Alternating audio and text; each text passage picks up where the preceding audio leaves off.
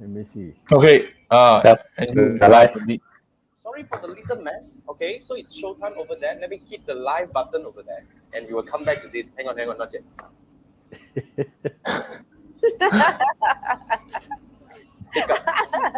I love this experiment. Mommy say don't play with fire. Now you know. Cut out. That should work. I don't know. Let me see. How many lives we have here? Oh, this is interesting. Oh, they are there. They are doing their work. Okay. We are here doing our work. Awesome. Okay, we are live. Yeah. All right, have fun. Okay. When do you start? Where do you start if you want to market your product and use Zenda, how do you get okay, let's go. So, no, there's overlapping of voice on both sides. This is a very Very good question. I still can hear Jason and Balkis. Can you hear us? Okay, yeah. Okay, I think that's me. Sorry, that's my side because yeah. Okay. You're on. Okay. Awesome. So, ladies and gentlemen, I would like to present you Zenda Liang. He is basically our expert. Okay, he's an expert, not less. Expert in Canva design. And he's going to come up and talk about the 5 must-have with regards to your marketing graphics. You know, I mean, a lot of people spend a lot of time into the aesthetic stuff and all those things. But if your design work do not convey the message that you want to deliver, you know, either the sizes, for example, when I did the first poster, my call to action was like 1 line. And when he came in, he gave me a little yellow button and says live on FB, register or something like that. So that was very prominent. And if I went ahead with my design, very likely that we don't have that many people coming in because it was all buried underneath, right? So that is one of the examples. So without further ado, I'm going to hand you over to Xander. And he's going to do his slides and presentation, and then we can do a quick Q&A thereafter. All right, Xander, over to you. Thank you. Thanks, Andrew. Thanks, Manfred. And thanks to the 3 marketeers. Like, it still feels very surreal because we only received this news like last week. And then now we are here doing this. It's awesome. Yes. All right. So just a quick introduction. I'm Xander. And today I'm just going to talk about the 5 must-have for your marketing graphics. And so the thing is that for me, the 5 must-have, it's more on guidelines, like how I do assessment on my own marketing graphics. So I would say that today's session is more targeted for non-designers. So if you are a professional designer, then maybe this is not the right session for you. You might have already known all about this. But if you want to stay here, more than happy, contribute to the comments and help those who are still trying to figure out how to do design. So for non-designers, stay right here. I am trying to jam-pack 40 slides into 30 minutes. So I'm not going to waste too much time on BS. We will jump right into it. Okay, so for non-designers, I think this is one of the questions that I have when I first start out with design, right? I always think about how do I know when your design is ready to go? Like, you spend minutes, you spend hours trying to come up with something that looks visually nice, but how do you know when is it exactly ready to go, right? So it's very simple if you were to follow this 5 must-have. So I hopefully by end of this session, you can apply it to your own design and start seeing how you could improve. So first thing I will talk about, focal point, right? So what I mean by focal point essentially are areas on your design that catches attention. And one example that I would like to give is, if you think about countries, they have tourist attraction, right? So the main role of tourist attraction is to attract tourists. So for focal points on design, they are meant to grab attention. You want them to grab the attention of your audience. So one example here, if you look on the left side, this photo with blue sky and green grass and nothing else, right? There's kind of nothing for you to focus on. But if you look on the right side, now across that perfect line between the sky and the green grass, you have a tree that's protruding. It cuts through the line and it somewhat catch your attention, right? So that is what I mean by focal point. So one experiment you can do right now is that if you look at this screen, just focus on the left side. But what you realize is at the corner of your eye, you'll find that something on the right side is trying to get your attention. It's trying to pull your eyes to look at it, right? So that is the beauty of focal point when you are able to create something that draws attention. And you want to be very intentional in creating focal points on your design because it's what gets people to look at your design. Another example here on the left-hand side, by the way, this is the I'm not sure if this is familiar to all of you. Like when I was in the primary school, the oral exam, this is one of the illustration that's being used here.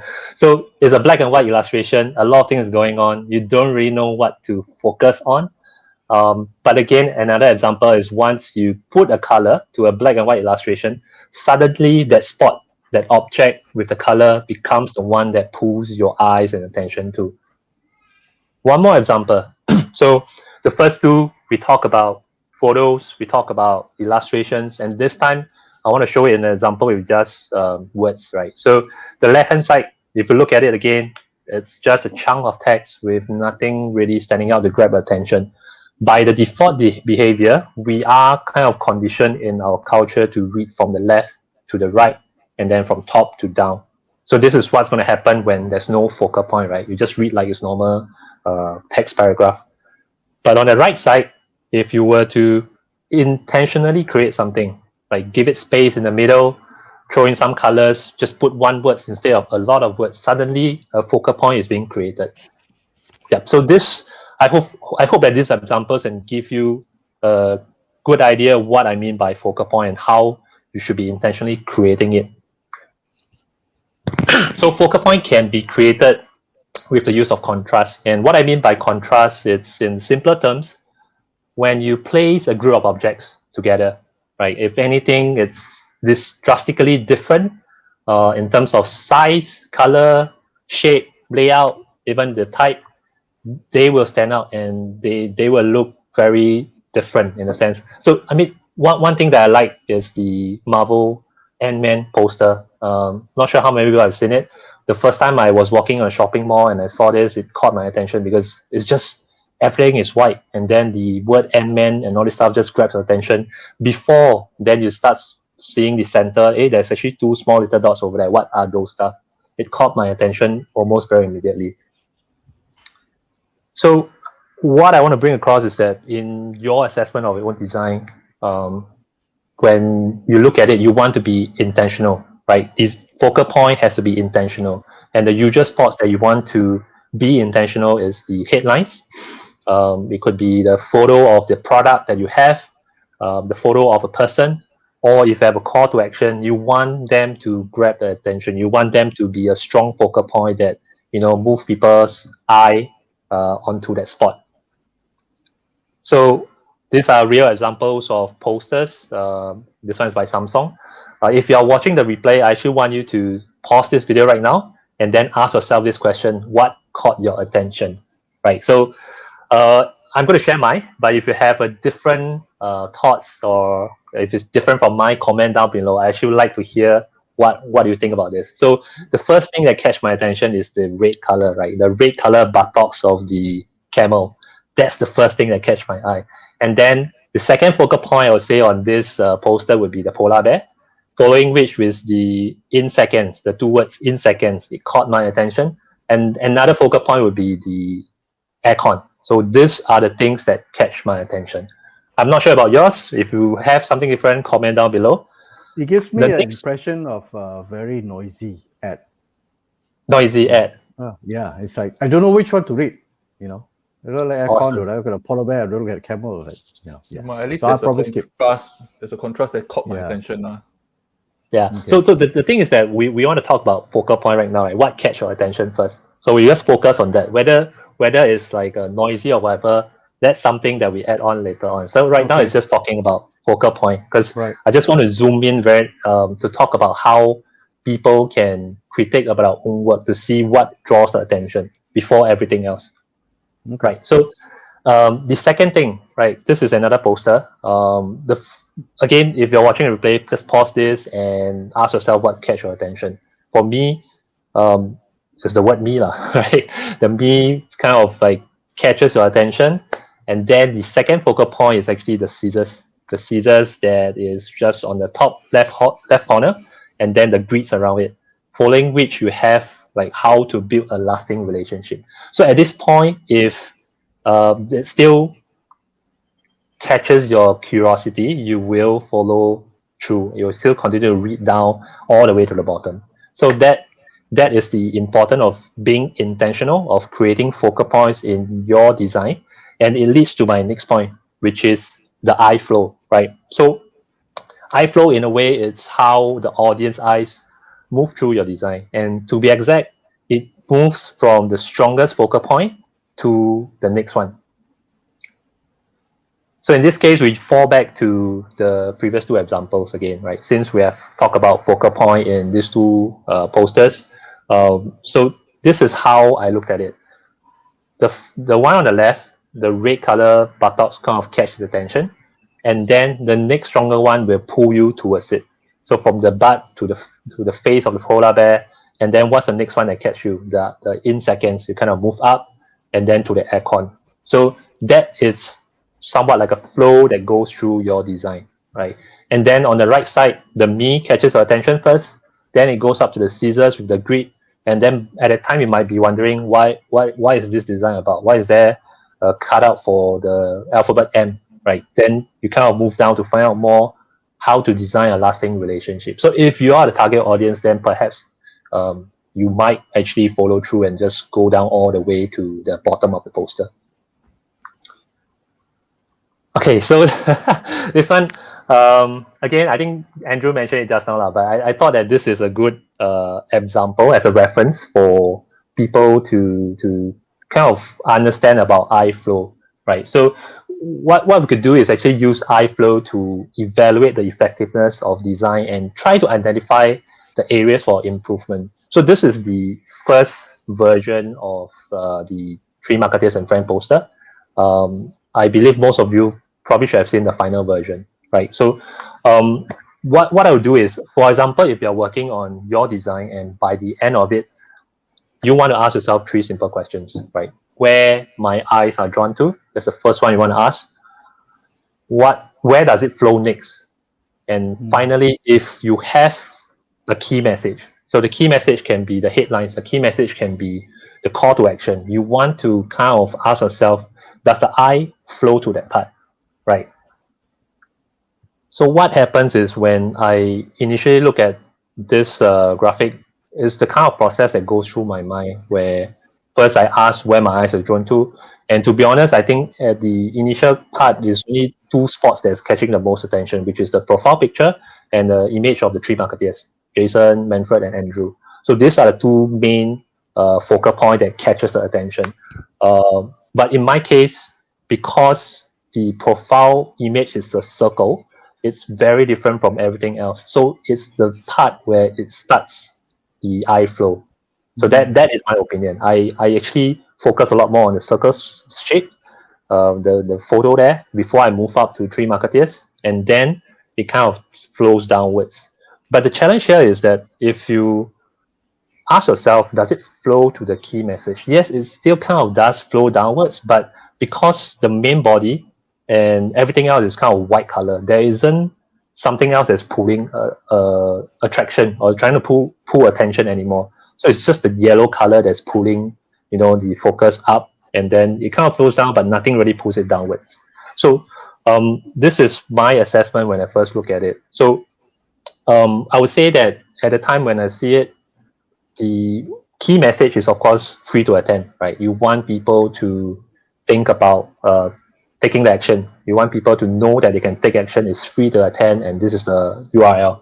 So that, for the current state, is that it's a relatively weak focal point, and you should think about how to increase attention grab, make it more prominent. Then the second thing that I think about is the profile picture, because this round shape is fairly big right now. It's kind of getting more attention than, personally, I think it don't need so much attention. Even if it is a bit smaller, you still can grab attention. Unless, of course, let's say it's a celebrity, right? Celebrity has a lot of power. You want them to look bigger. So that may be a good reason why you want a bigger profile picture. But if not, you also want to just question, does this particular focal point needs that much attention? If I strike it down, can I reduce it so that some other focal point can get more attention? So those are the questions that goes through my mind. The third thing, of course, I mentioned just now, was the white color throughout the main body. That's something that to consider. How do you use contrast, right? Shapes, colors, type font, layout, to make each of this part have their own attention. Can I reduce it so that it consists? Okay. Okay. So this is the final version that most of you have seen it, and it's after the refinement, right? In this case, you can see there is a lot of more focus on the call to action right now. I have boxed it up into the free to attend. You have the live on Facebook together with it. Then I reduce the profile image, make it smaller. It's kind of aligned to the 5 must-have for your marketing graphics, and then the graphic designer specialist. It's kind of reduced to that size, so it's a little bit more aligned in that sense. And the third thing is, of course, I suggest to remove the background image. The previous one had the ocean or water behind. So sometimes when you overlay text on top of it, it can distract the readability, which is something that I'm going to touch on later on. So what happens here is that the background is removed, and then it's kind of aligned to the 5 must-have for the marketing graphics. Can you hear yourself? You're turning on. And sorry. Turn off the Facebook. Just to remove the. Sorry. Okay. All right. Okay. Yeah. Okay. So where was I? So digital maybe, marketing. sorry, Zander, then I leave first and get ready for the next one. All right. Okay. Next Thanks. one is okay. Continue. Let's go. Yeah. Okay. So the last pick was, of course, the digital marketing business, because that is like a topic of the event, right? You also kind of want to make sure it catches some sort of attention. So that is my assessment and the fix after that. So to verify that, I kind of run it through to a visual heat map checker, and Wow. this is That's what cool. happens. Right, the before is on the left side, and then the after. So we can take a quick look at the before. What happens is the computer does say that the Tree Marketeers catches a lot of attention, right? See all the green color spots, it's heated over there. And then the Right. profile picture itself, business do catch a little bit of attention, but then it kind of fades off, like graphic. But this part, this is the main part where we talk about key message. It's kind of missing it. Then after the fix, we can see it's evenly distributed in some sense, but most importantly, key message. That's the part where we Right. want attention to get on. Yeah. Okay. So that is iFlow. If you understand it, maybe you don't need the visual checker. But if you understand how it works, you can get a better sense of what would catch attention. Right. So it is different from your typical reading where it's top to bottom. But when you design, you then start with the focal point, and then you move down to the next item you want them to read, and you guide in terms of sizes or colors or proximity Yes. for that, right? Yes, I would say that in design, because you have a lot more factors that influence attraction, like attention, right? So Right. it doesn't always go in a sense where it's top to bottom. Of course, that is the generic way of doing stuff. But for design, sometimes you want to pattern disrupt, you want to do things that catches attention. You don't always rely to top to bottom. So the iFlow can go everywhere, but you just want to make sure that catch attention first, then lead it to, at least you want to make sure that it goes to the call to action. And when they're interested in the call to action, they will start checking out other things also.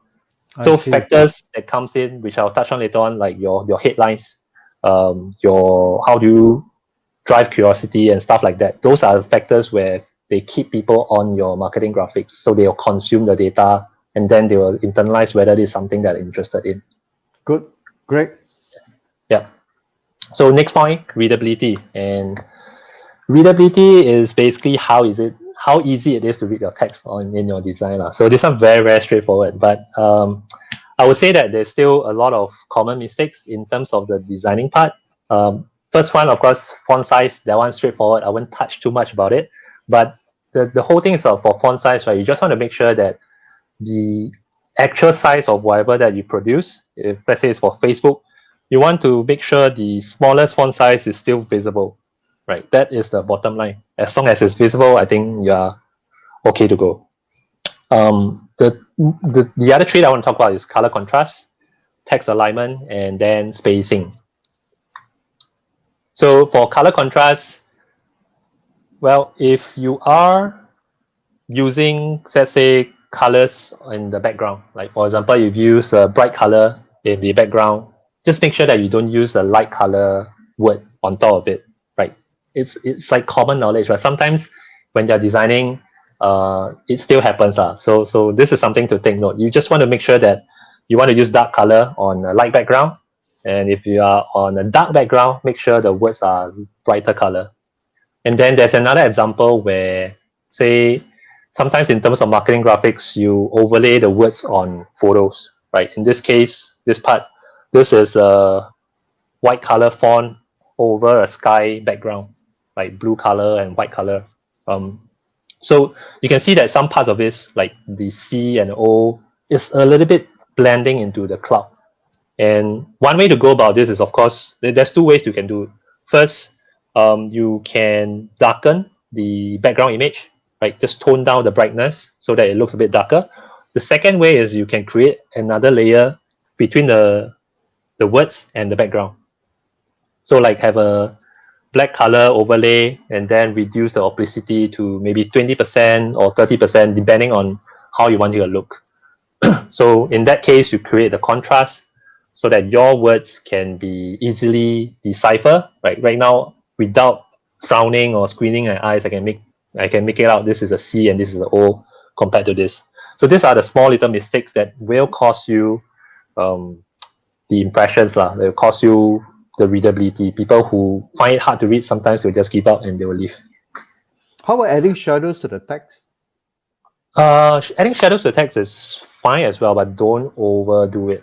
I would say that one thing, you don't want the shadow to look too harsh. You just want like a soft touch, like maybe okay. where if it's it's a little bit that is that makes it pops out. I think that's fine, but you don't want you don't want everything to have shadow. Understood. Yep. Okay. Cool. Okay. Next, text alignment. My struggle with this one is that I still see quite a lot of people using center align. So I would say that for center align, use it only when it's 1 or 2 lines, right? If anything, the maximum is 3. In my own personal opinion, the maximum is 3. But if more than 3, I would say avoid center align. The reason why is that it creates the friction for reading, because every single line starts at a different spot. If you look at this, right, this is the starting point, and then the next line, another one. Compared to say if it's a left align, everything is at the same line here. It's easier for the eyes to find a starting point and move on to the next. Very, very small detail, but it affects reading. Anything that has more than 3 lines and is center aligned, you create that sort of vibe that it's intimidating to read or it's hard to read. In fact, the first thing is don't have too much words on your marketing graphic. But this is just in case you need a lot of text on the marketing graphics. I would say left align. That is my go-to advice for text. Makes sense. Okay. Makes sense. The last one for readability is spacing. And the top example here, well, this is a extreme example, but if you have information like your telephone number for home, work, fax, or whatever, and you place it so closely to each other, it's hard for you to tell where is the endpoint, right? You don't really know which is the last number, right? As compared to on the right side, now everything is spaced out. You can tell this is one group of information, this is another one. So, of course, again, this is exaggerated. In most cases, I think you won't see this kind of stuff, but just make sure that you want to have enough spacing between groups of information. So the bottom part, right, even though I leave a little bit, but you will find that it's just not visually appealing, and it can create the ideal in the viewer's mind that this is difficult to read, and maybe I don't want to read this, I'll skip, right? So again, this is the readability, and these are the few things that I looked at when I tried to self-critique my work. The fourth one, brand consistency. So what brand consistency? It's all about brand recognition, right? Building up trust with the consumer. Actually, it's more about, if you have brand colors, you have your brand logo, you want to use them in your marketing graphics over and over again. And then across a long period of time, people start recognizing you because of the colors, because of the logo, right? So one example is Netflix. If I mention about Netflix, what color do you think about? If you're a Netflix user, I think this, you don't even need to think. It's almost instant. If you're not, then yeah, maybe you'll struggle a little bit. Another example is Spotify, right? So Spotify, you can also remember about the color, you can also remember about the logo. But my point here is that if we talk about brand consistency, right? If in an event, one day suddenly you receive an email from Netflix or Spotify, right? And they were asking you like personal info or ask you to change password, stuff like that. And they're using a different brand color or different logo. Will you think twice about it? So that's a question to think about. And of course, scammers, they are very smart now. They won't make this kind of mistake. They'll make everything very similar and very close to it, right? But my point is really, if you want people to remember and trust the message that you send out, you want to be consistent across every marketing graphic that you push out. So this is an example, like my Instagram account. When I first started out, I was experimental, right? So on the left-hand side, this one, you can see there's a lot more different colors that's happening on my Instagram. And when you zoom out, everything, it looks crappy. It doesn't look that synchronized and it's just everywhere. And I decided, okay, I want to make everything looks more appealing and more consistent. So now it's black, yellow, and white, right? So in the long run, I would expect if I were to talk about my brand, people will kind of remember these are the colors, these are the icons that I use in my marketing graphics.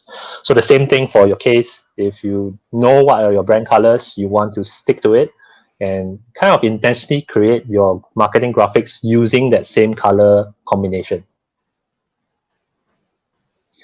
And yeah, this is the last one on the 5 must-have, emotions. I would say this one may be the hardest to achieve, but I am more of a designer than a copywriter. And I would say marketing graphics is a combination of the design aspects as well as the copywriting aspects, right? So emotions is not just using visuals to communicate, but the choice of words and the kind of language that you use can also stir up the sort of emotion. So one thing about emotion is you want to look at your own marketing graphics as, does your audience feel the kind of intended emotion that you want to bring across? So that's the whole thing, right? The question to ask, right? If let's say you want to drive fear of missing out, right? FOMO, that's what they call it. You want to make sure that your marketing graphics, the copywriting is talking about scarcity or urgency, the perceived value. You want that to come across in the words, but the visual itself needs to elevate that. You also want to make sure that the visuals drive attention to that part. It also have the relevant visual hints that talks about FOMO. Like for example, a countdown timer or limited time offer, the slashing price, promotion, those things that people know about, discount and stuff like that. So those are the examples that you want to think about. If your intention of this marketing graphics is about sales, promotion, making them feel that they're going to miss out, then yeah, you want to make sure that your graphics also help on top of the words that you choose to use. So the usual triggers for emotions, I would say interesting headlines, photos that spark curiosity, the call to action that creates the FOMO. All right, so this is the recap. I've touched on the 5 must-have for marketing graphics. The first one, focal point, right? Where my eyes are drawn to. You want to think about, basically you want to be intentional about designing focal points in your graphics, right? You want to place them strategically, right? The second is eye flow. How does the audience eyes flow through my design? Does it flow to the key message? The third one is readability. Is it easy to read your message? Are there any things that's obstructing the reading experience? If there is, you want to figure out how to remove it. The fourth one, brand consistency. Are you using the brand logos, the brand colors? This is more for the longer term strategy. You want the colors, the logos, and all these things to be instilled in the consumer minds. And across the time, you build up some sort of trust because you are very consistent in how you present your work or how you present your marketing graphics or products. The last one will be emotions.